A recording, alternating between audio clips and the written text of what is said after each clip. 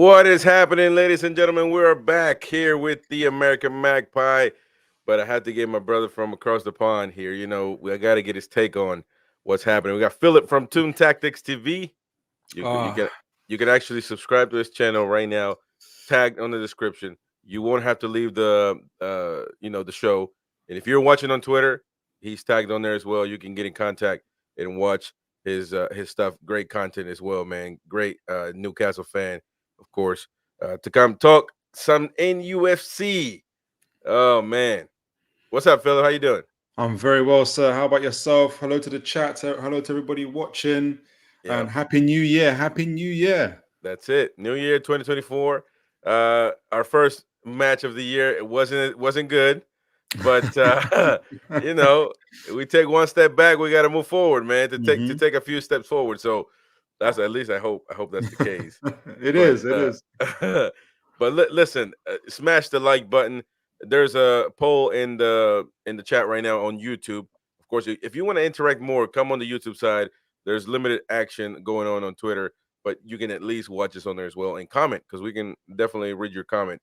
I definitely want to see what you got to say with all Newcastle fans who want to see from all over the world. Let me know. Let us know. We'll read your comment live. But listen, Newcastle yesterday.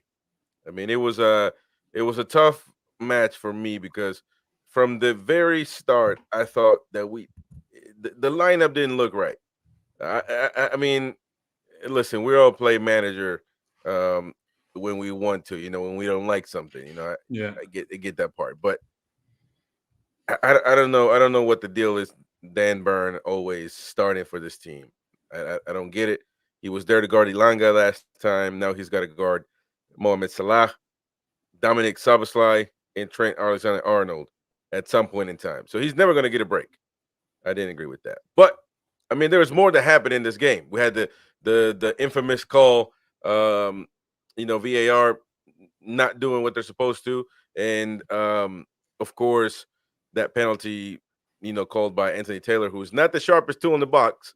He's not. He's not. It's crazy, because he gave us a penalty actually against Wolves. Remember that? Yeah, it was a mistake, and I said it live. You got to be honest. And I thought it was a penalty. Oh, you thought it was? Okay, okay, Yeah. okay. Well, in that sense, I didn't think it was, but he got demoted. So the Premier League knows that he messed up. He gets demoted, or thinks that he messed up, and the next week they gave him the match of the week, which was City Chelsea. It just doesn't make sense, right? But just to keep it Newcastle, we had that play that really sealed our fate, and not only that, it just took the momentum away from what could have happened. I don't know if we would have tied the game, but regardless, we'll never know. You know what I'm saying? I feel like you don't have to give me a call in my favor, but you certainly can't take one. Yeah. You know what I mean? And you can't take away my hope, because at the end of the day, I never. Yeah, some Liverpool fans. I was on the Spaces yesterday, and some Liverpool fans said, "Well, it was still 3-2, and you would have never won that game." It's not about that. I never would have thought the Botman was going to score, but he did. So you know what I'm saying? Take away that chance, take away the hope, and that's what I have an issue with. But also, you got to, if you're a Newcastle fan, you can't just die on that. I mean, you got to talk about everything else going on. Our defense was horrible. Certainly, Liverpool they deserve to win this game. Yes.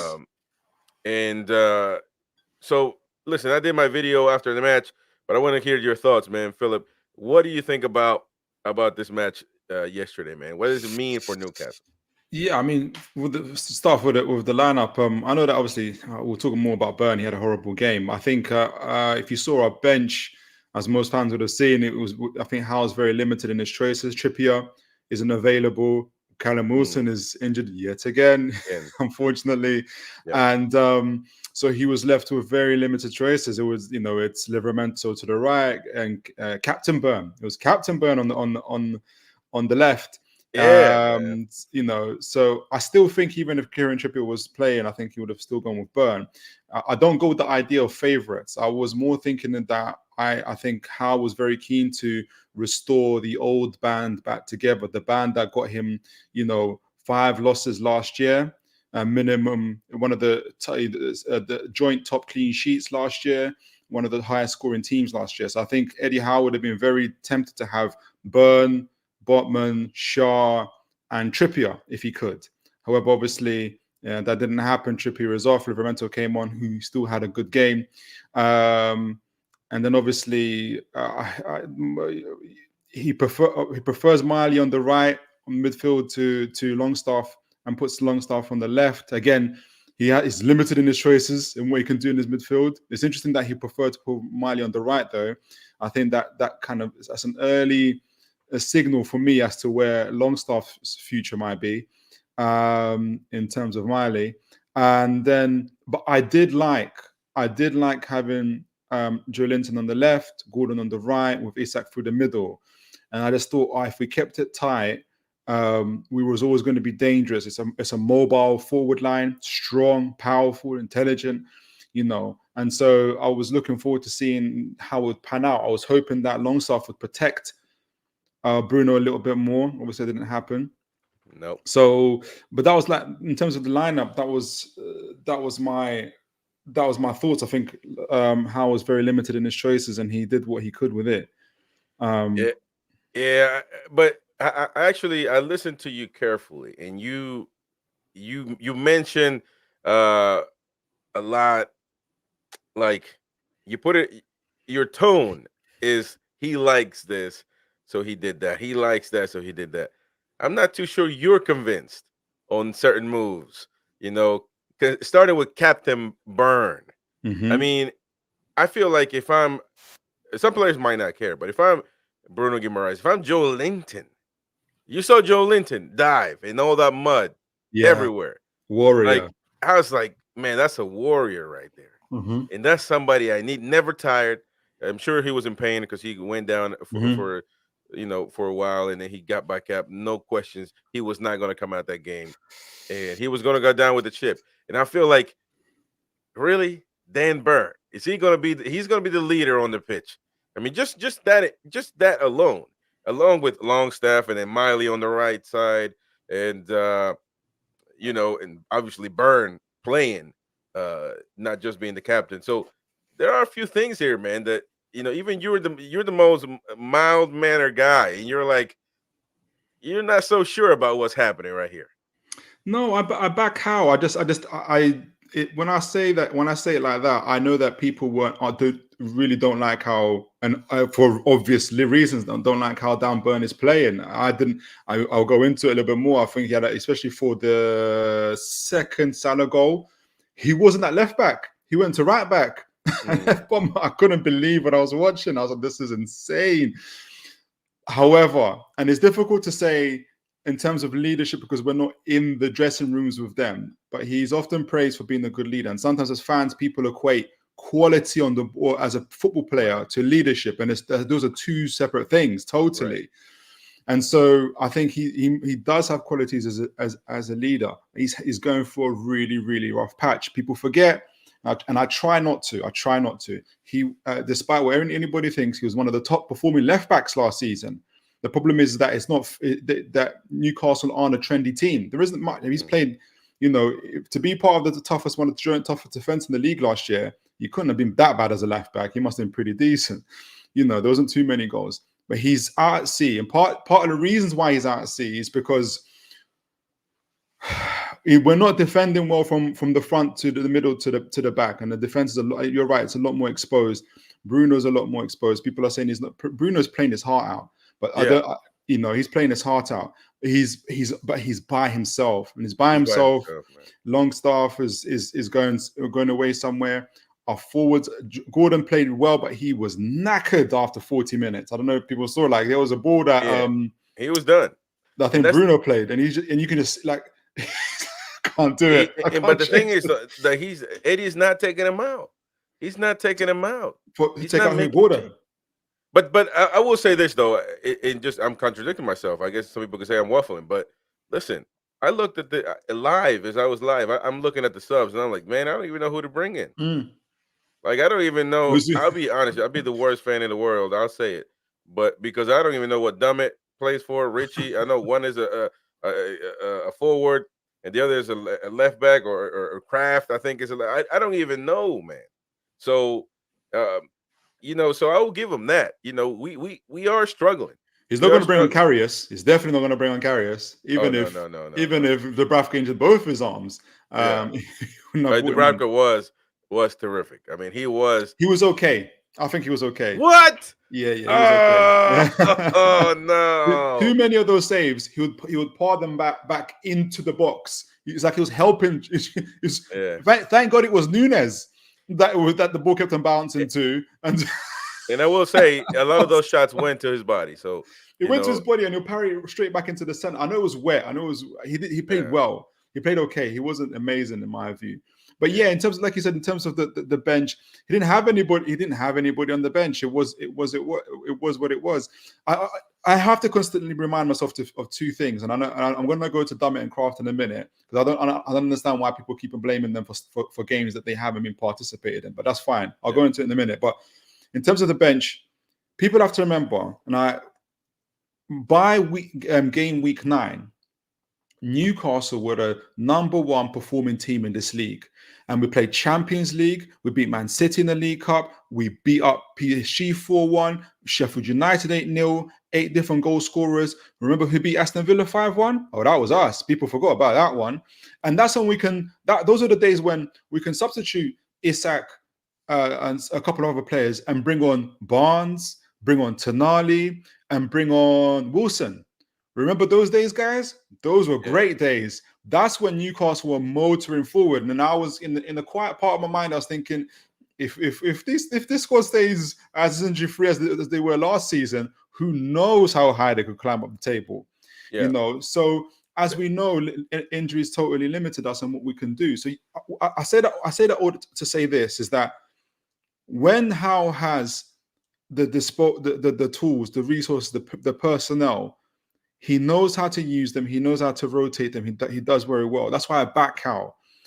Yeah. The only 2 games that I'm personally disappointed in, and he himself said these 2 games, is Luton and Nottingham Forest. That's when we had 3 or 4 starting players on the bench, and we got terrorized by teams that weren't even playing that well. On any other day, we would roll over them, and that's all respect to them. It's just talking how Newcastle have been playing. It's what we didn't beat all these other teams for no reasons. We can demolish teams when the occasion comes to us, and it's no disrespect. It's just how Newcastle have been performing. However, obviously, as everybody knows, those injuries have hampered us, and I do see it on Twitter people saying.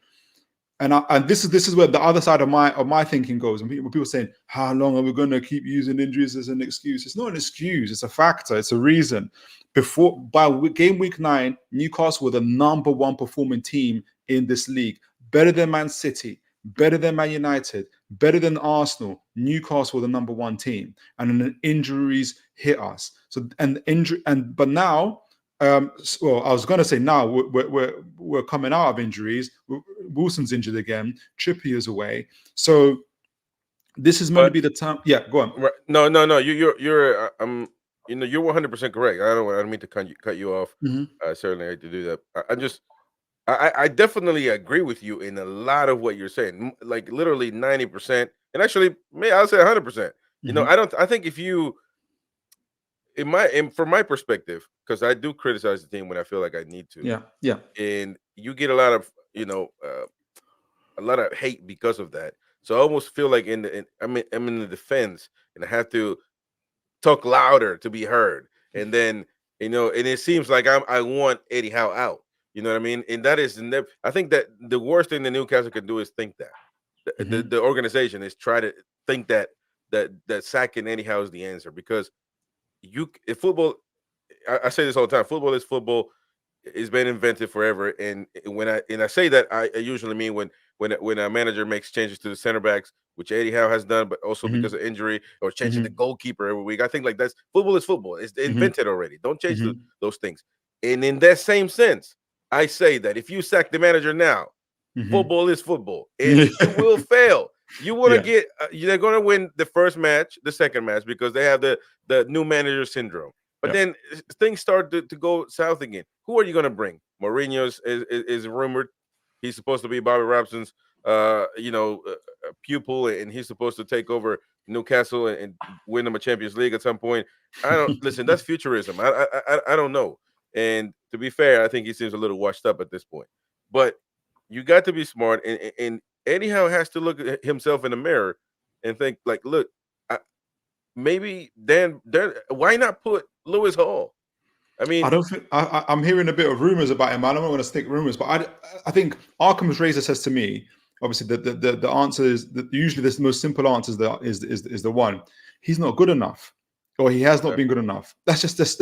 We don't know what's going on. That's why Eddie Howe. But would rather put a center back, basically a center back, 6'7" guy, guarding the most a few. I mean, Salah. You got Soboslai, Arnold. At some point in time, you're gonna have Ilanga. You're really gonna take a risk doing that by not putting somebody that's basically very fit to play the position. Yeah, that's one perspective. The other one is that Lewis Hall is 18, and Salah would have done to him what he did to Burn.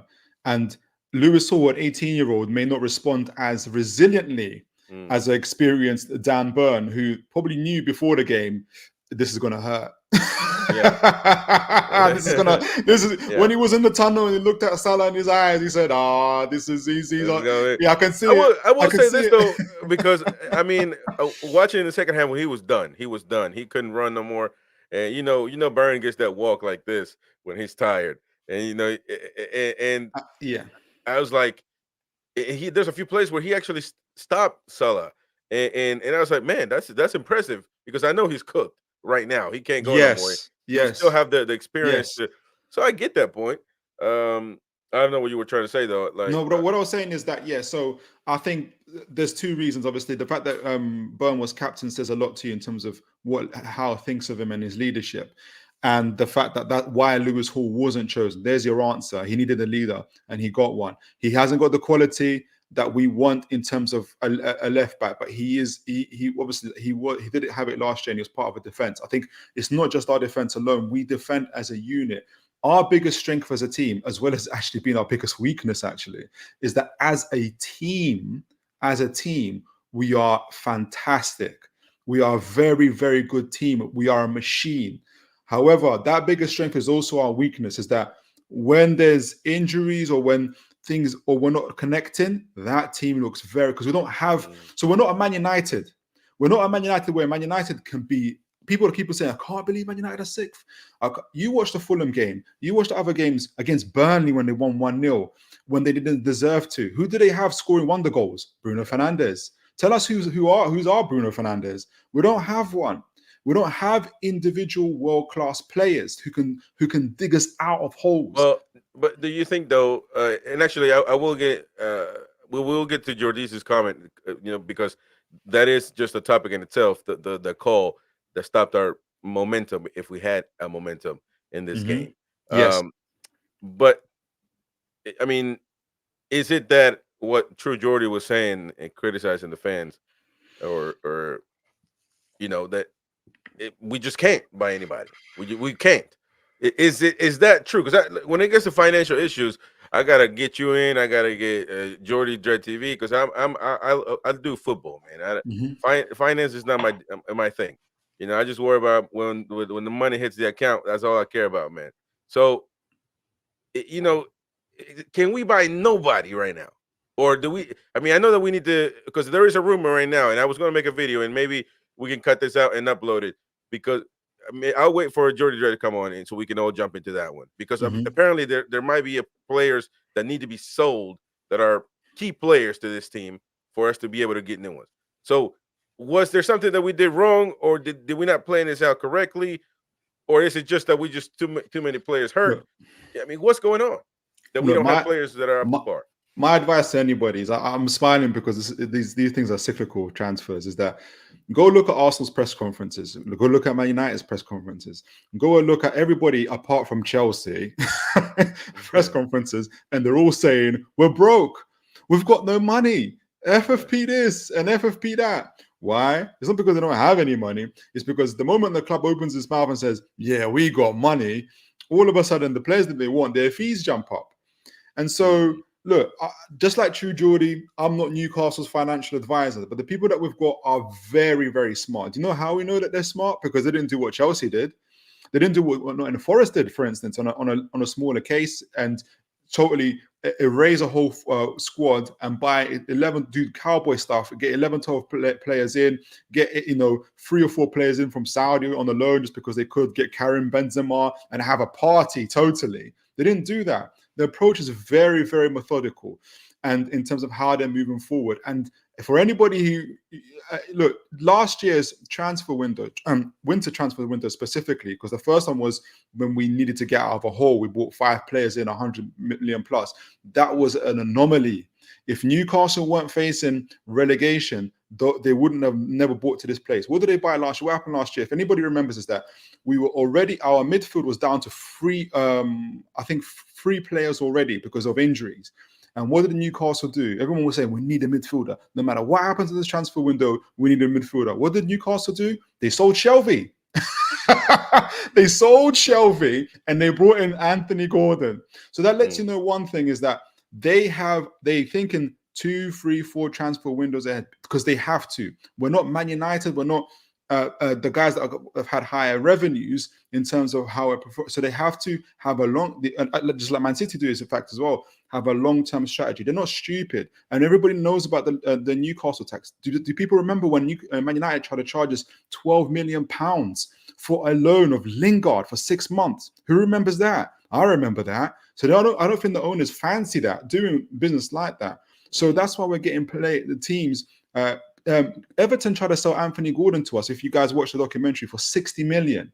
We ended up buying him for 45 million. Now, what if Newcastle were prancing around the window transfer window that season saying, oh, we've got money for days? You think Everton are going to say, oh, yeah, we're going to go down to 45 million? They're going to say, no, let's stick to that 60 million, please, because you guys got money for days. So look, I think it's a bit of both. We can't break FFP restrictions, but at the same time, I think we have money reserved for a time like this. The problem is that, oh, Mr. Specs, how you doing, sir? How you doing? The problem is, and I got this phrase from, I think his name's Vator, is a Man City fan, is that, and this is important for every team, not just Newcastle, is don't go into a grocery store hungry. Don't go into the transfer window looking absolutely desperate. We need a midfielder. We need a left back. We need the right one. We look at our injuries. Goodness gracious. Because us, all them teams are going to see that. And they're going to be like, oh, Newcastle are desperate here. So Newcastle's going to say, oh, we might loan a player. We might have to sell Bruno. That's how bad things are. No, we can't sell him. So they're going to put out stories like that. They did it with Tonali and Barella, the situation. They do that all the time. Luke Edwards is vexed that they know people know the journalist Luke Edwards, who broke the story that Newcastle going for Barella, only for Newcastle to go for Tonali and then laugh about it in another article. I think it was Time, saying we use Luke Edwards to share this story. And Luke Edwards said, I can't. They've used me. I say all that to say this, is that you have, whenever any information comes out about transfers or how much finances are available or not available, is who, what, when, why. Answer all those questions for every information that you get in order to understand better about what the information that you're getting. So that's my feeling against it, about the transfer windows. I am a sucker for the rumors as well, but I have to ask those questions of myself. I think Newcastle have got money, but they're not going to tell you that they've got money, just like any other club. Okay, we can talk. We got Specs on the show, man. Big up Specs. He's getting ready. Every good showman's got to put his makeup on, so he's gonna, he's working on that. He's trying to look beautiful for the camera, but we gotta get started on this one. Jordicia says no way it was a penalty. There was contact, but it wasn't a foul. So let's talk about the elephant in the room. Which penalty? To be honest, I thought the first one was. But the second one, you cannot. People on Twitter show me the contact on a picture. It was shocking. And yes, there could be contact, but in somebody on a group chat that I'm on, and I think Spec is on it too, he said that, well, he was running and he touched him. The minimal touch knocks him off balance. 3 steps later, how do you get off balance three steps later? and you know you're not gonna get the ball, so you just like tumble. Like, come on, man, what are we doing? And that gets cold. It's insane, man. And listen, I don't know that Newcastle was going to tie the game. Probably not. We're probably going to lose that game. But you can't take my hope away. You can't take my hope away. Do you know what, Chris? On that, in terms of whether Newcastle get back or not, I like you believe that, and people say contact. This is football, not badminton. It's a contact sport. And I'd also say that he could have stayed on his feet very easily. But he, for some reason, and remember, the net was open for him. He could have done a back heel and still got it. But psychologically, he said to himself, if I miss this is what I went through my mind. If I miss this, it's 3-2, and these guys go up the other end, and Isak, one shot, one kill, Isak. Oh yeah, that's it. Gets on that ball. We are finished. And he went down. And that's the story I've got in my head. Obviously, I'm not God, I can't get into this, but that's what I truly believe, that Jota did not fancy it. Even though the goal was right open in front of him, he said, I'm going down. I'd rather take the penalty. And he went down because it was 3-2, and had he missed it, however he missed it, and it's a goal kick, Dubravka hits it the other way. Maybe Longstaff has a Pirlo moment and puts a through ball onto Isak. And Dubravka, you to me you played great, bro. I know you're listening and you're watching out there. Shut the hell up. Yeah. Don't be admitting that it's not that you didn't think it's a penalty. He didn't. Well, people sending me, also in that group that me and Spencer are on. Did you hear Dubravka? Bro, he didn't admit it. People are reading it. What he's saying is that he's saying, look, there was contact, but it was, and he said, but they said it's a penalty. Right. But when you're reading it, you're thinking, oh yeah, Dubravka even said it's a penalty. Come on, man. It didn't happen like that. They're saying it's a penalty. Obviously, I'm disagreeing with it. So that's what it is. So big up Specs, man. You're on the channel today, man. Appreciate it. Was it a penalty? What are your thoughts on that, bro? Bro, let's cut out the bullshit, man. It ain't no effing penalty, bro. It's not a penalty. Anyone else says it is, you're full of shit, bro. And I say the chest. I don't give a fuck, bro. I say what I say, and I mean what I say. That's not a penalty. Now let's keep it real and let's keep it 100. It's irrelevant anyway. Yeah. Newcastle had encouraging moments. I could take one or two positives out of the game, just one or two maybe.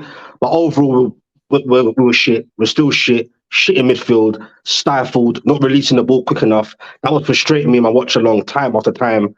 Bruno's hot and cold. He's one of our main guys, even though he's not a CDM. But if he's not on it, sometimes then everyone else is not on it. It's not a penalty, bro. Even the first one, when he decides when he's like, uh-oh, I think I've been touched. Oh, let me try and drop. It's just fraud. You got away with that. That's absolute fraud. And then the other one, I couldn't, even when I was watching it in like live real time, I didn't even once think about no penalty. I just thought our referee would just play on.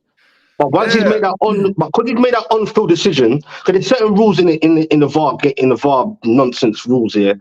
Because the on-field decision is straight away penalty, VAR got the right to like basically, even if they think it's not, they won't have the balls or the right to say, nah, come on, bro, it's not a penalty. And they can't tell him to go to really go look at it because he's literally just said penalty. It makes no sense. There should be a way where they say, nah, bro, it's not a penalty. But you can't look at it. You know what I mean? You can't look at it because I don't think you can't. It's the same as letting a guy off for being for accessory to murder. You can't just sit there and watch somebody get killed and not call the cops. I mean, bro, it's crazy, man. You can't do that.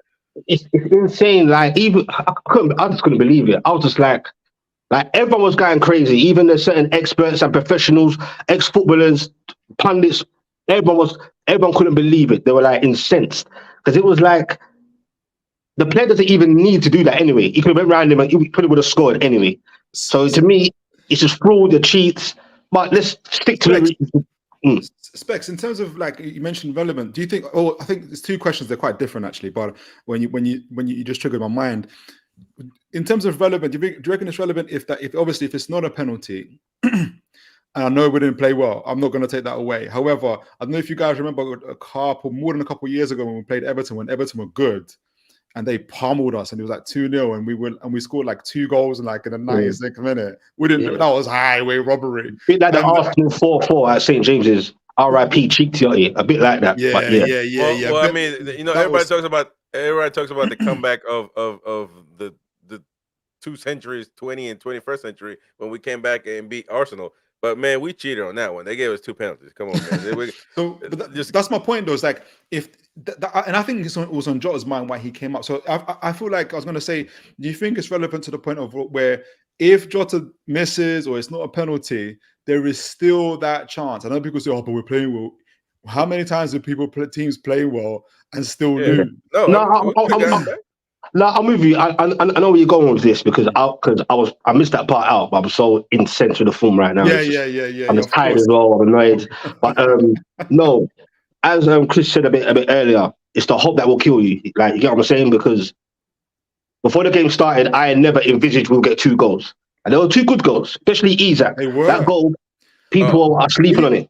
I was happy. Isak one is just lethal, but I was happy with the Botman one. That's the first time we scored. I feel like I don't know when the last time we scored from a set piece, like from a corner, like just straight up in the box. Botman over the player, bang! I was like, That was a good header, and that's his second goal, I think. Well, from a set piece, the second goal, but but so in terms of like in hindsight, you would say Liverpool would have probably beat us anyway, but. You have got a good point, and everyone else has, in terms of if that penalty doesn't get given, you never know. We could have got a smash and grab and got the 1 point. We didn't get the 3 points. We could have got the point, but it wasn't sustainable anyway. It was going to score somehow, because even when it was 1-1, I was watching along, praying, all right, Newcastle, just try and get the draw.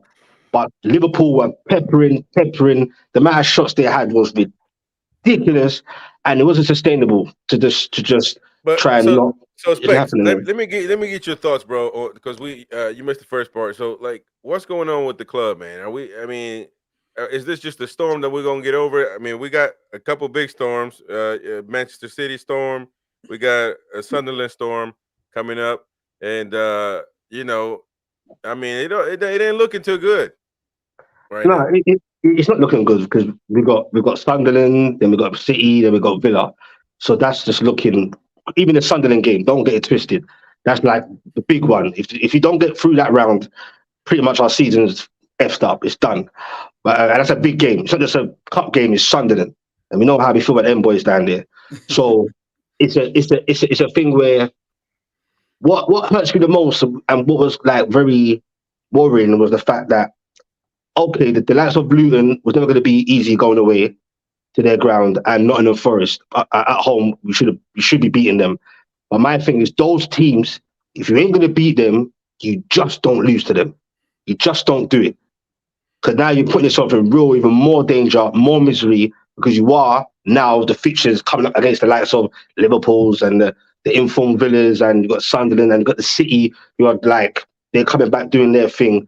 So after all those games, it could look really bad for us. Don't get it twisted. If by that time you don't see us in, like, you could possibly be in 11th, 12th position and not in no cup competitions, just like that. It's just the other day was in the Champions League. It feels like a myth.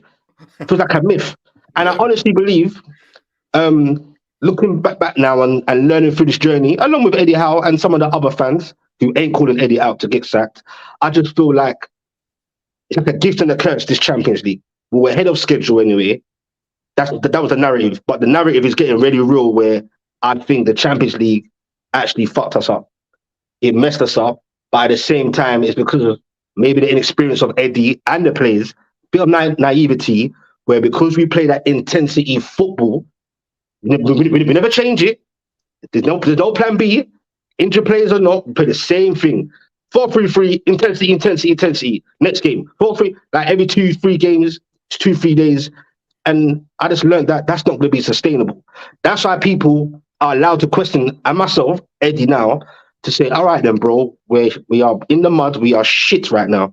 It's all good in a press conference saying, as long as the players are committed and they try their best, we will be fine. Bruv, you can have the most loyal, good, best, hard-working players. If it ain't working, bruv, it ain't working. Where's the plan B? We are shit right now, bro. One of those goals that Liverpool scored, and then he smashed my TV. I saw it coming. When Longstaff, he kept his trap with the player, but when I think it was Diaz that passed it in, Longstaff gave a lazy leg, went past him. Such a lazy leg. Went past him, and then Botman had another lazy leg, and before you know it, they scored. So we're shit right now. Got a bit of confidence as well. We need to dip into somehow in this window. I heard you, when I had the camera off, I heard you before talking about FFP, and you can't understand it, and most people don't understand it because people are thinking, it sounds even worse than we initially thought. Like, we really can't dip into the market. Like, is it that bad? Did we spend over 300 million? I'm sure Mike Ashley, he didn't spend shit. There's one positive thing with the Ashley thing. The only positive thing with the Ashley thing is he didn't invest in the club. He didn't invest in the club. So you're thinking, where is this FFP madness really coming from? So I'm confused too. But the owners, they know something that we don't know, or they could be bluffing because because we have got money. And they could be bluffing as well. I think that's what Philip was alluding to. Like could be bluffing. Maybe we just want to be quiet about it. Yeah, in the summer we did the same kind of thing. Like, remember before we did Isaac, that deal came out of nowhere, big money, and Tonali and all that. Big cash up front as big well. cash, Tonali, that went tits up. On the plane. You reminded me about that Isak deal, boy. That was smooth, man. That was all cash. No loan, man. Just all cash. Big piece, bro. Tonali. I like it when our owners show their teeth because they're smart, man. They're lovely people, but every so now and again they're like, remember. Yeah, bro. It's a game because even that summer, I didn't think we could do that because they kept on talking about FFP. Eddie Howe kept on. It's all some of it is mind games, bro. Trust me, some of it's mind games as well. But it is a thing though. The FFP is a thing for us. Let's not get it twisted. But I'm sure it can't be that deep. Is it that serious? Because we need to dip into the market, whether it's a loan solution or whatever. Like, we need to dip into it, and I just think we need to regroup. Yeah, we just can't look desperate. I mean, in terms of this is kind of up for debate because a lot of people, not just Newcastle, but when people talk about their teams, Tottenham fans and whatever, plan B. But what is a plan B, and how does it work? And when you put in any sort of changes in your team, you have to know why you're putting it in the first place. Because if it doesn't work, you've not only changed the play of your team, but you're still playing rubbish or for whatever reason. So you may not have solved that initial problem. We all know because the mantra is intensity is our identity. It essentially, everything about that is. The problem with intensity at the moment is that we're very, very fatigued and we're very, very tired. So we can't add that intensity to the level that we want. Obviously, that's all. I liken us to we're like a boxer in a fight. We've still got the heart for the fight, but we are gassed out. And so we're just going to have to take the punches. We're going to be on. We're just going to have to we're so gassed. We can't even miss the punches. We just have to just crawl up and just take it until we get our breath back. I think that's the reason why we're playing the way because I was saying to you, you might not have heard Specs. I was saying to Chris is that not to forget that by game week 9, Newcastle were the informed team in the league. Number one, better than Man City, better than Arsenal, better than Liverpool. We smashed up PSG 4-1. We smashed up Sheffield United 8-0, 8 different goal scorers. Aston Villa, I hope they remember us, it was 5-1. So those are the days when we can take off Wilson, someone in midfield and someone else, and put on Tonali, put on Barnes, put on someone else as well. Those are good days, weren't they? You're pumping me up. I want to fight. That was it. Yeah, that's what I need. I need that motivation in the mornings, man. People forget those days. Nobody knows. And the thing is, people also forget Newcastle statistically had a tougher start than any other team in the league. They keep on telling us about these other teams, but statistically, Newcastle had Aston Villa, Man City, Liverpool, first three games in the league, and then Brighton away. So look, I say all that to say this, Specs. You're saying obviously, and in terms of a plan B, and obviously we're playing rubbish. There are elements that we are playing rubbish, and I think a lot of that is, and I don't want to overstate it, but I think it's a factor. It's a strong factor because of how we play. Is that we're recovering, I think, from being mentally and physically fatigued. Now, where that begins to stop short is, and it has done, and I think even Eddie Howe has said it, is the 2 games of Luton and Nottingham Forest. You have to do better. Now, as you said, Specs, we've got Sunderland. Now, if anything goes wrong with Sunderland, there's no fatigue. I don't care how tired you are. I don't care if you was. And yes, I agree with that. So let me ask you, both of you, and we can start with Specs. What does it mean? We're in the bad form, bro. I mean, I get it. That's the mid-table. We should be able to beat a mid-table championship team. We should be able to, but we're in bad form. So, and we're tired. When you're tired, it doesn't matter if you play. I mean, you're tired, you're tired. So, what does it mean? What does it mean if something goes wrong against Sunderland? You about to take the rag off? If something goes wrong against Sunderland, it don't mean shit, bro. Like, what are we gonna do? Like, think about it, bro. If you look into the reality of things, we lose to Sunderland. What are you gonna do? Oh, I'm pissed off. Eddie Howe, we're gonna sack you. Bro, nothing's gonna change right now. It is what it is. We're on bad form. Like, going back to my man tactics, about the Plan B thing. Now, unfortunately, that is Eddie Howe's job. That's what he gets paid for. We rely on him and his staff to find a solution. That's his job, bro. We can't always go back to the tiredness and injuries. Sometimes that's what we ask you. Eddie, have you got a plan B? Because obviously we know what's been going on. We understand that. Is there a plan B? Now, you could say, you know what, Eddie Howe might not have the players to do a plan B or certain different way or et cetera, and overall, anyway, I don't think technically overall Newcastle are great. Not technically. That's why our game's been about intensity. Do you get what I'm saying? So that works for Eddie. So that's why I'm not on the Eddie out train, because sometimes, even though I'm kind of contradicting myself, because I say sometimes it's a bit of an excuse, the injuries and stuff. But at the same time, reasons are reasons, facts are facts. That's why I said the Champions League has fucked us up. We wasn't ready for it. Our squad depth ain't built for it. And on top of that, we had all these injuries. But there's moments where you say, like the Forest game, that's bullshit. That ain't down to no injuries or nothing. That's the shit. And a bit of inept decisions from the manager. Hence why you question him. There's no way you go in front against Forest at home and you lose 3-1. And to make it even worse, you got Chris Wood. Hat-trick. All the fans wanted him out, and now he's come to score. I thought he was Ronaldo. I honestly thought he was. So the Luton game, but if you really think, no, finish your point on Luton. I want to hear that. Yeah. So the Luton game, that was absolutely shite. That was awful, bro. Like there was no excuse for that as well. Even just the little things of the whole Trippier thing. Why is he still playing him? That's on fucking Eddie, bro. When he didn't play Tino Livramento against Luton, I thought, you know what? I'll give Eddie a pass. He's going to start him against Forest. The guy didn't do that. You played Burns when I knew, or no, the fans knew, before even the whistle blew for kickoff, that Dan Burns was going to get cooked all day effing long. You know what I'm saying? So he gets cooked against Liverpool too. Is it okay for him to keep playing as a starter over, Philip said that, he hears that Lewis Hole is just not good enough. And if you're tired, I don't give a damn. He's still a professional player. So he got to do something. He got to do something. Right? If who's tired? Burn or Burn gets tired by half. Burn can't be tired, bro. He's been out for a bloody long time.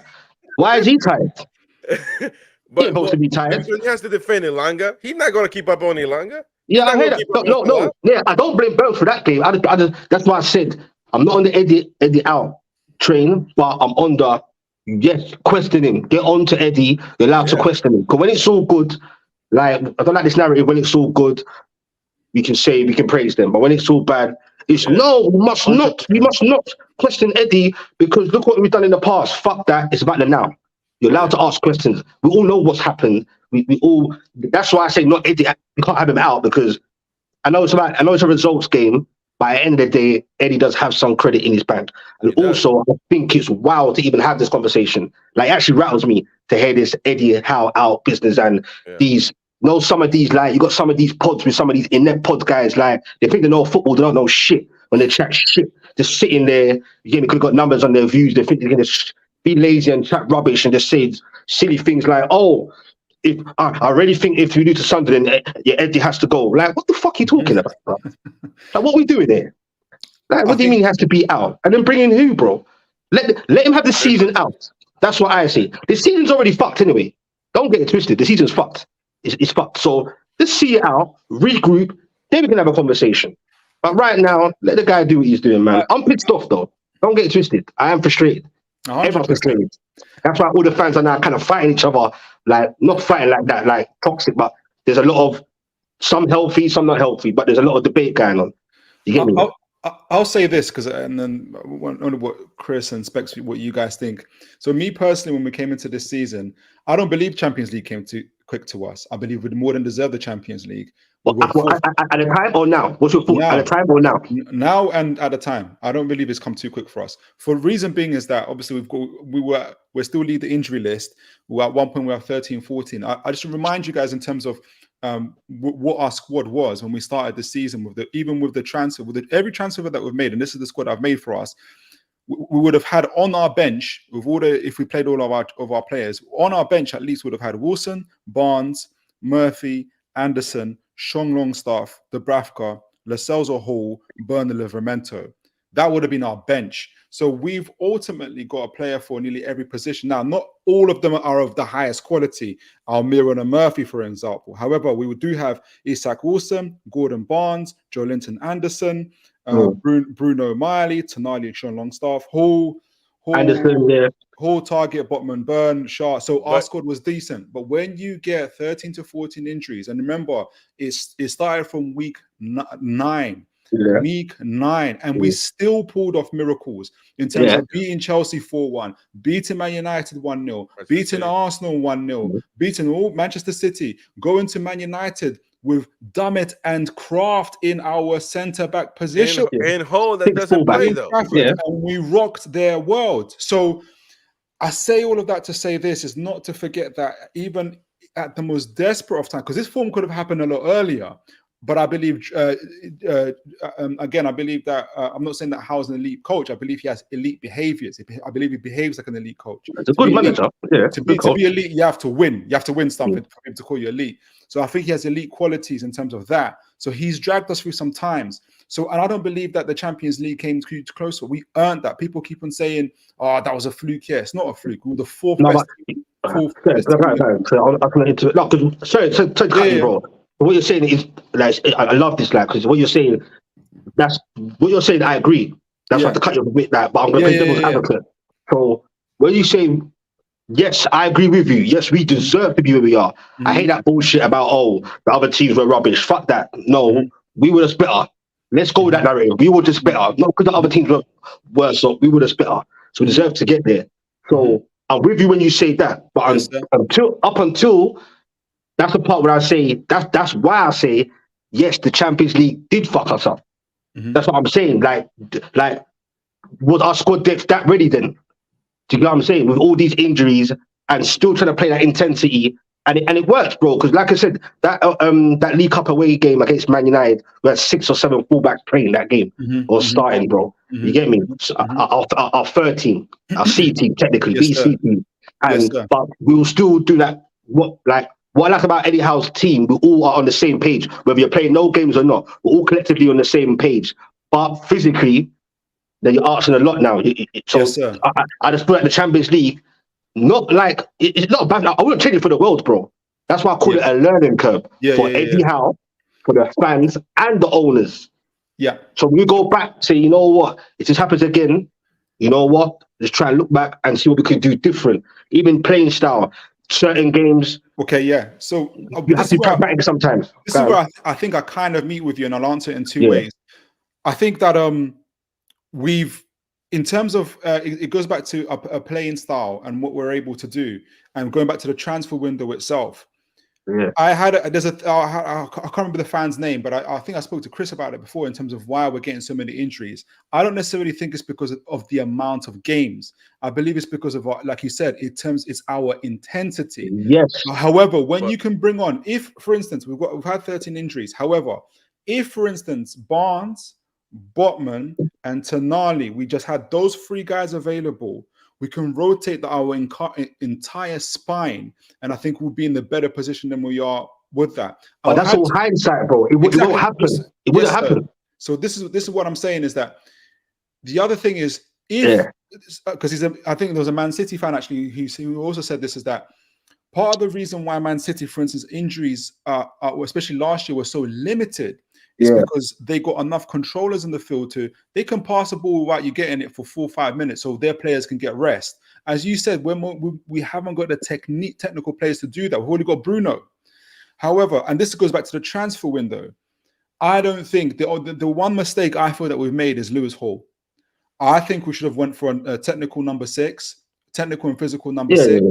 To add to what Bruno can give, to give us that control and to give us that at least that break in the midfield in terms of just dictating the play a little bit more. I think that's the main mistake that we have made. And this is a good comment here because I wanted to mention this. The way Eddie wants to play, says Jordizi, it requires a big squad because it's very intense. The injuries have had a huge impact on the way he wants to play.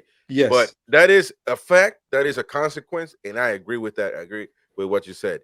But at the end of the day, you got to, if you're a manager with elite qualities, like you said, you've got to be able to make a change. You got to be able to switch things up. You've got to be able, because last year, Newcastle was, I'm not going to say the best, but really close to being the best defensive team in the league. Do you guys agree? Yeah, defensive and attacking. Yeah, we're battering teams and defensively. But look at our injury record. It's the same as Aston Villa's. This year. But can you not? You don't have to be as intense. But you don't have to go. Look what happens when we're not intense. This is what happens when we're not intense. We get beaten by Nottingham Forest. If you actually, that's what happens to us. No, but if you look at the match yesterday against Liverpool, those goals that came from the Salah plays, that he was just passing the ball and somehow, some way, it gets past 2-3 players. Yeah, I mean, counter-attack. Yeah, and so those things could be. You can work those things out. How? But it's typical though. I think with Chris, I'm with both of you. Yeah, with Chris, I've been saying that as well. But then at the same time, I can't wrap my own thoughts because I'm like, I'm not very sure. That's what I said. It's Eddie Howe's job to find a solution. I don't know how. He's the boss, but just my opinion as well. I'm thinking, does he even have the players to just? He's like, because he's doctrinated that in their heads for so long. Can he find? Has got the players to even to change it up like that? I don't know, but that's his job. That's why I said. That's on him to find a solution. The excuse can't be, this is the way I play, and that's the way it is. No, you got to be able to adapt. But yeah, I know. But then I say, but then how? that's. And I know the answer can't be. It's hard. It's hard. Yeah. It is Eddie Howe's job. But between ourselves, if we're and I'm just spitting. I'm not. I haven't got necessarily this. So say for instance, Eddie Howe walks in before the Liverpool game, and this is Liverpool. I feel like. You can't take too much from it. The number 1 team in the country currently, and deservedly so. And so my main gripes are with Luton and Nottingham Forest. That's my main gripes. But if you're talking about Liverpool, I would say if Eddie Howe walks in and says, guys, forget the 4-3, we're going 5-3-2. We're going 6, 7, 8 men behind the ball. You're already sending out a message of absolute fear to the team. And then what if unless you can obviously pull it off and say we're gonna go for a smash and grab. So you put 8 men behind, 9 men behind the ball, and you still lose the game. It's just worse this time. But it's the same thing with people criticizing Tottenham and Postecoglou. And look how they're doing with 9 men going forward nonstop. Sometimes. You can make an adjustment. You don't have to die by the sword. Try not to die at all. I mean, that's the Liverpool game. Yeah, I think the Liverpool game. I actually didn't have an issue with the setup for that game. I didn't have how they played the game. I didn't have an issue. Didn't necessarily it's the execution of that. Yeah. We didn't part the bus per se, and we didn't go crazy. It just how it was set up. I was okay with it. It was just. Certain performances from individuals or collectively that really fucks me off, bro. To be honest, we were doing the job. We came here to get a point, and we were basically going to hold back a little bit and take advantage of the open space. We did that. I mean, we literally did that. We were just. If you saw the first 10 seconds, we lost the second ball, bro. The second ball, every second ball. In order for us for that system to work, we have to win the second ball. And the moment I saw that, the first 10 seconds, I said, we're in trouble. Yeah, Oh we yeah, thought no. was fucked. I'm speaking from probably end of the first half to second half. Yeah, So yeah, yeah. the first half should It have was been better. 3-4-0. Yeah. No big deal. I mean, that's just the bottom line. And that's what because we weren't executing the plan. And listen, I get it, but you choose to put Dan Burn on there. And I know you can.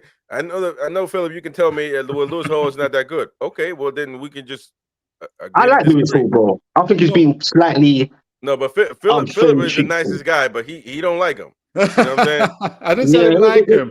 I just yeah, think that I just think Howe is not choosing him because he doesn't feel he's good enough. And Yeah. the other thing is that look, Salah on that was incredible. He would have done that to anybody on that day. And I think if anything, he spared Lewis Hall. He spared Lewis Hall that because he's 18 years old, and it would have been even worse for him. The problem is Dan Burn isn't playing very well. Fabian Schär isn't playing very well. But then that's what happens. I don't know if you guys remember. This is the same gripe that Liverpool had about their own team. Liverpool, remember, intensity is definitely their yeah. identity. They And changed their, up. and their midfield was shot last year. Fabinho was finished. Milner, Henderson, and then all of a sudden, Trent Alexander doesn't look so good anymore.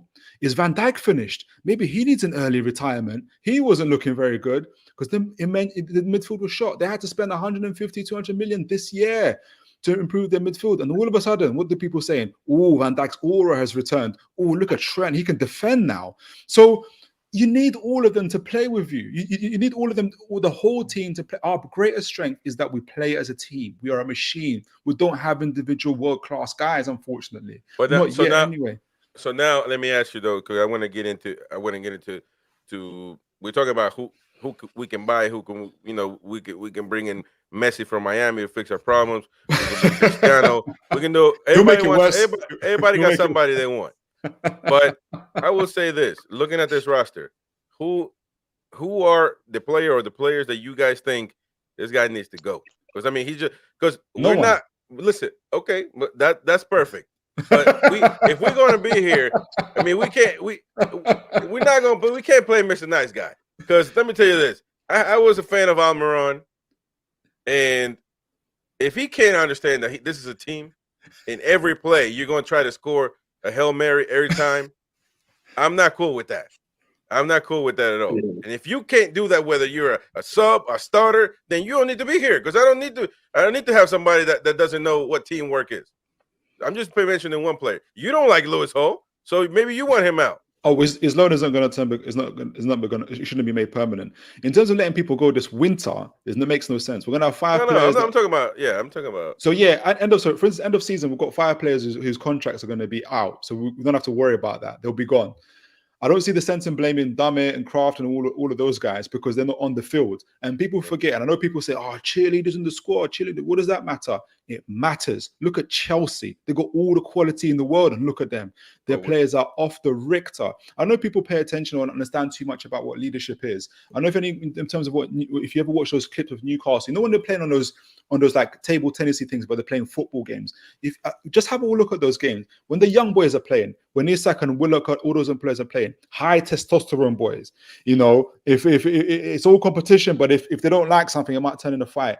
Who's sitting in the corners there? Richie, Dummett, all those guys babysitting because when it can get rough and get rough.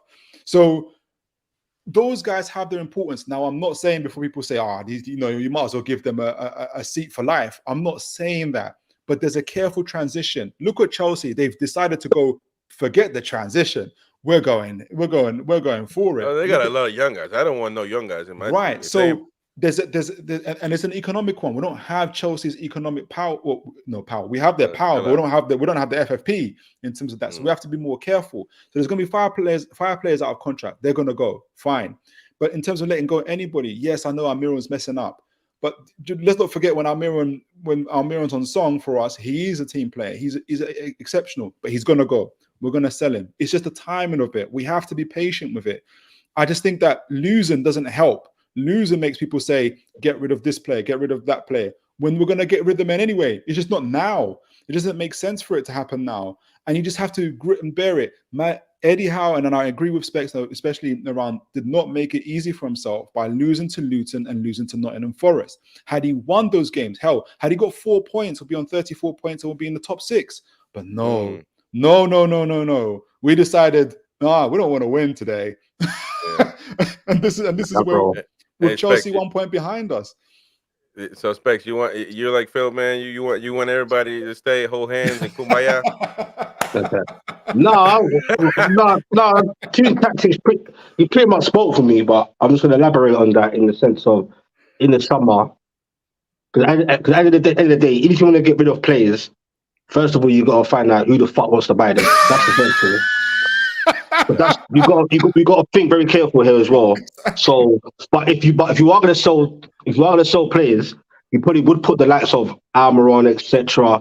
But we have to make sure we get 10 times better than that So if we're going to do that. Mm-hmm. You get what I'm saying?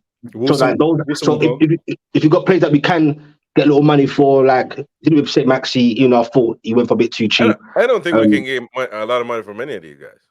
Well, someone's got to go in it. One or two's got to go. Who's got the most value to go? Yeah. To get what I'm saying, like, but with Almiron, it's tricky because they just gave him a new contract. Let's not forget that he just signed a new contract, bro. So Eddie obviously likes him. To be honest, I'm one of the few people that, yes, I admit. Now, Mickey, because I have arguments with some of my Newcastle friends because I'm always backing Almiron, but recently, I'm not gonna lie, he's pissing me off. Yeah, I'm not gonna lie. him up. He's pissing me off because when he's supposed to shoot, he don't shoot. When he's supposed to pass, he don't pass. It's wild. It's every game now. He's off. That's why he didn't start against Liverpool. He came on pretty much in the same kind of thing that he's been doing. So he needs to sit down for a bit. Longstaff was vexed. Did you see that one? Longstaff was vexed. Yeah. Okay, well, I'm just gonna listen. Now that you mentioned his name, I'm gonna be the bad guy. I'm gonna be the guy. I'm gonna be it. Yeah, that's fine. Look, I'm looking at if I think that we have a chance to be a really successful team in the next 10 years. And we will be. We will be. Hopefully, yeah. With Longstaff and yeah, we got to make some changes because some of these guys, man. Now Longstaff, I feel I've been hearing that a lot recently as well. Yeah, with a lot of people. I know you're. Let him go. But you got to keep them around. You got to keep some of the local lads around, and also to do with whole FFP and all that, you got to keep some of the English guys around. You got to think business-wise as well. Trust me, it ain't so black and white. We're black and white. No pun intended. But Longstaff, it's mad because when it's all good, we're like, yes, we're missing Longstaff. He's our runner. He's our runner. And then now it's like he's a bag of shit. I'm not gonna forget that damn comment last stream because Philip was like, "Leave Longstaff alone," and I'm like, "Listen, that's my guy, man." Again with you, I like him when the team is doing all right, but when he's not, when the team is not, man, he's not the dude that he's just stale, bro. He's like he's like mashed potatoes without salt. Just remember when we lost to Brighton 3-0 and it was Bruno Tonali and Joelinton, supposedly the number one midfield. Well, who was the problem? It was Tonali because he didn't know the system. What happened when Longstaff came back in? Well, you're not gonna give so you're gonna criticize Tonali that just got off the damn that's airport. What I'm saying. He didn't know the system. I'm saying that he didn't know the system. And what happened? But listen, there's a thing. Who was? I'm gonna call out. Hold on, time out. I'm gonna call out everybody. I know. Specs is from London. Where are you from, Phil? London. Okay, that's cool. Good. Everybody from the Northeast area. If you're a true Geordie, born not that big bald dude. I'm talking about the if you're from Newcastle. Yeah, I know that you love. I think that Ian, he's from Newcastle. I know you love the players that are born there that make it to the team. That's cute, beautiful. I love it too. I get up and applaud, man. But bro, if you ain't that good, man, we got to move on. We got to move on. Unless you come out with a superstar, then you can start every time. But it could be a bench player. He doesn't have to be gone completely. He can be a bench player. But because you got Joelinton, you got Bruno Guimaraes, and then you got this kid Miley. He's from there. You know what I mean? So Miley's perfect. Miley's proper. And you could have put listen, the best game I've seen Almiron. Don't give Anderson, bro. We've got Anderson to come back. But the best match against Manchester United that I've seen Almiron play was on the left side. The best one. If not, I've never seen him play better than that match when he played against Manchester United. I think the Carabao Cup on the left side. And then you got which one of you help me out, man? I don't even know. They all look the same too. Kraft, Richie. Which one of them is a right forward? You guys know. Come on. No, Richard can play on the Richard, was it anyway. Richard play against Chelsea that he was playing? Oh no, No, he can play. He can play the left, or he can play different very positions. To be honest, on the left or the right. Oh, you can put Livramento there. You can put Livramento there, or you got. I'll put Livramento. No, I'll play Livramento anywhere on the left back, or right wing, up front. Goalkeeper. Yeah, Livramento can do. I'm gonna welcome a new guest. We got a few minutes left here, man. We got to call out because these guys are like falling asleep right here. Philip don't want to. He don't want to argue, man. He think everything is good. Sean, look. Remember when Sean Longstaff came in after the Brighton game? Who was there when we beat PSG 4-1? It was Sean Longstaff. Who was there when we beat Chelsea, Man United? Sean Longstaff. So it got. I don't know in terms of. Whenever we're losing, it feels like, Sean Longstaff. Scapegoat, bro. It's a scapegoat. Dummett's on the bench. Dummett's like, what did I do? You know, like... Yeah. Longstaff isn't consistent enough. He has a lot of purple patches. Who's that, sorry? Longstaff. Hello, sir. How you doing? Ryan, man, he's from New York, man. He's another American. We got two Americans against two Brits, man. You know, now we're even, man, because these guys are killing me over here, talking about everything is good. You know what I mean? Everything's not all. It's not all good, but it's not the end of the world, bro. I've been a fan since 2012, so I got relegated with Newcastle. In 2015. I feel the last couple seasons we had quality. It's just couple seasons. Yeah, still got quality, bro. Yeah, still got it. Like he hasn't. He still got it. We're just effed up with the injury list, bro. Like, trust me. Like, I believe Eddie will fix it eventually. Like, obviously, if it stays like, let's say it stays like this, we're literally every week we're losing all the way up until, let's say, March. Then I can't even defend the Eddie out. If it stays like this and we've got a healthy bench, Wilson, Barnes, all these other guys, and we've got at least 5 healthy players on the bench, and we're still like this. Then I'll get my shot. I'll just let whatever. But when is that gonna happen? Phil, man, you waiting for the perfect world, man. You know what I mean? Well, who are we waiting to get back? Barnes and Wilson? Murphy needs to be starting over Almiron. That's hurt a fact. with the shoulder fucked up. I've been telling people that since like the summer. People didn't rate Murphy really that much. Yeah, so I'm gonna go with the question that Ian is asking right now, right here in front of us. Says, let me ask you this: do you think Callum Wilson is injured? He is, I think, right? He's injured. He's injured. I think because he's asking because there's a picture of him going to Dubai, but our players go to Dubai to get rehabilitation. It's different. But we're no longer having ice baths and wheelie bins. We go to Dubai nowadays. So welcome to the new world. So look, that's another player that when I ask you a question, nobody wanted to answer. Look, I like Callum Wilson. He's a warrior. But dude, he's the backup center forward. He if he's hurt all the time, you can't count on him. You can't count on it. You can't count on. When do you want to sell him? When do you want to sell him? Listen, do you want to sell him now? Look, no, I don't say nobody needs to go. Everybody stay until the end of the year, and then we evaluate. Okay, that's what I'm saying. That's what we're on the same page. There's no argument there. We're not arguing. We're not arguing. No, I love Philip, man. We're not gonna argue, man. I argue with anybody other than Philip. But the thing is, you're not telling me everything is good. Like, no, Callum Wilson, he could be playing great when he's on the pitch. But you got to take in consideration that if you're not playing all the time because you're hurt, then something's going on. You know what I mean? I agree with that. Like, to be honest, that's why I said let's just see it out. In the summer, we're gonna have to look at it depends where we want to be. Unfortunately, we can't keep just as great as Wilson is. He's my guy. We can't be having these players that's on the books that keep getting injured and injured. We might have to move them on. Because remember, eventually, even though the players, I love Longstaffs and all that. Eventually, in time, bro, those players will go. It's a process.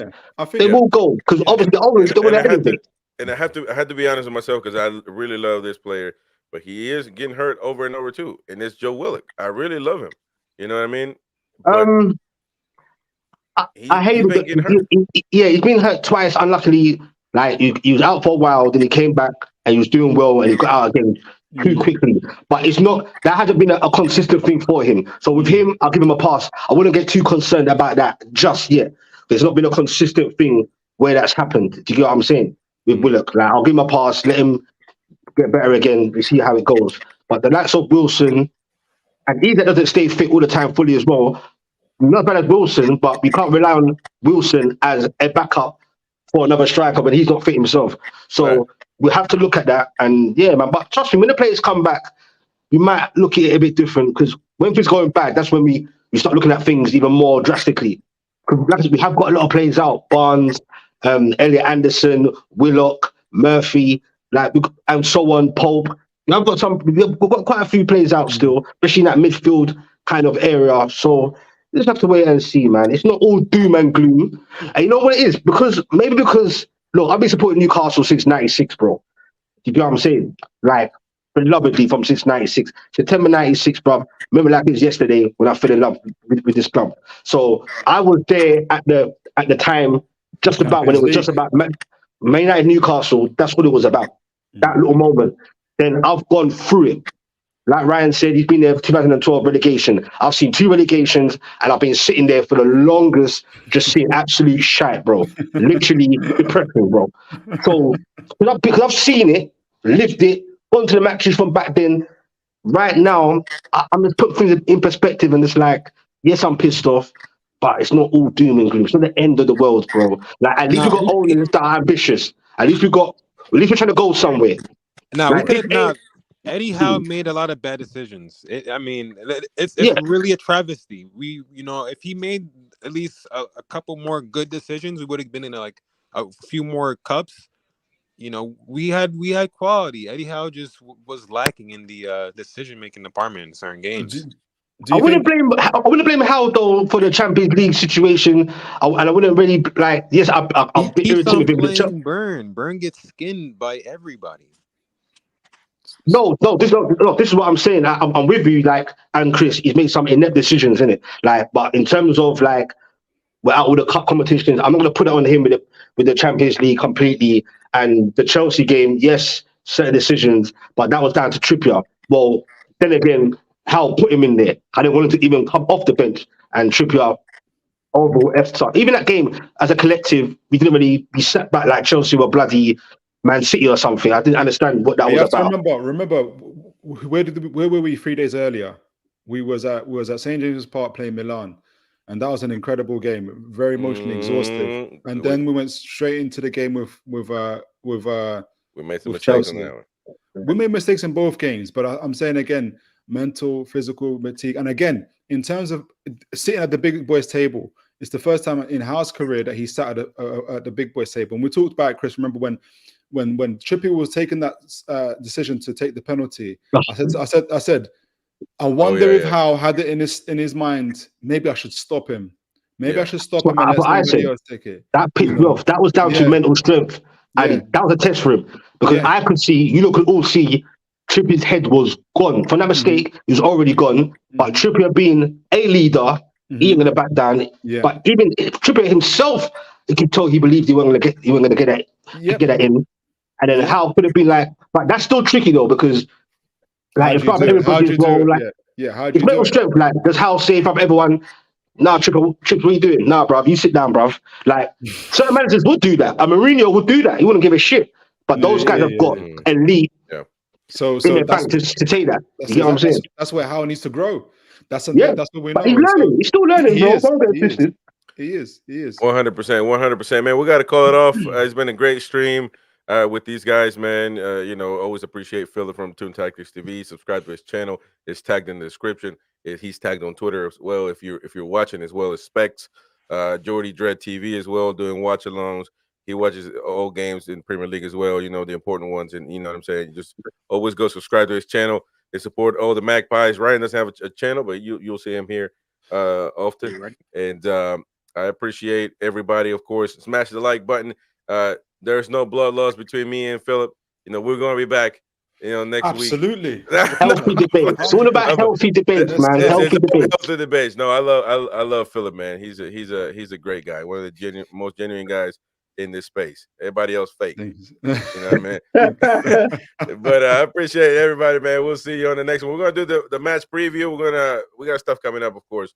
But just stay tuned, subscribe, and hit the bell. That way you don't miss out on any more shows. We'll see you on the next one. Big up everyone. Big up Ryan, the team, Chris. God bless, guys.